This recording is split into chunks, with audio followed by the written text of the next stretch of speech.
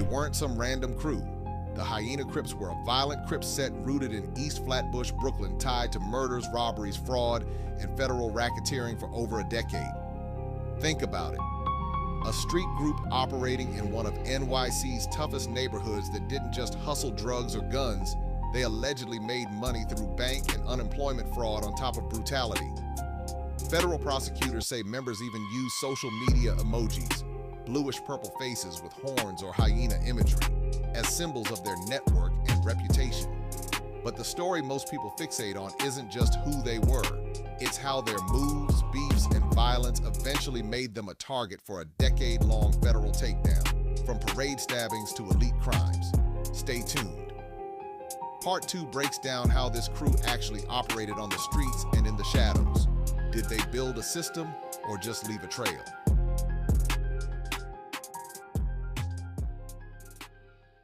This wasn't random street chaos. The Hyena Crips reportedly ran a multi-layered operation spanning violence, robbery, fraud, and retaliation that kept law enforcement watching them for years. Federal filings reveal the crew was involved in at least 3 documented murders in Brooklyn, including a deadly stabbing at the West Indian Day Parade in 2012 and a 2019 killing of a 15-year-old teen allegedly in retaliation for a gang dispute. Beyond shooting and stabbing, prosecutors said members were tied to identity fraud and pandemic unemployment fraud schemes, using stolen information to steal benefits and SBA loans. They weren't quiet. Online group messages from defendants included laughing emojis after violent acts, the kind of digital footprint investigators use to build their case. These street moves made headlines, and they weren't just isolated fights. They showed a pattern long enough that federal task forces, the NYPD, Homeland Security, and others teamed up to dismantle it.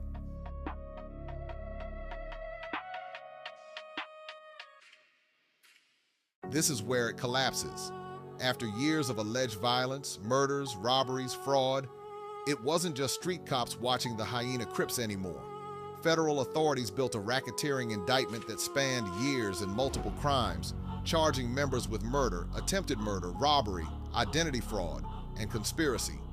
Most recently, Richler Breezy Moret, the 8th member hit with charges, pled guilty to federal racketeering tied to murders and conspiracies in Brooklyn. Prosecutors say the guilty pleas and cooperation have essentially taken down a violent enterprise that terrorized communities, killed innocent people, robbed small businesses, and stole taxpayer funds.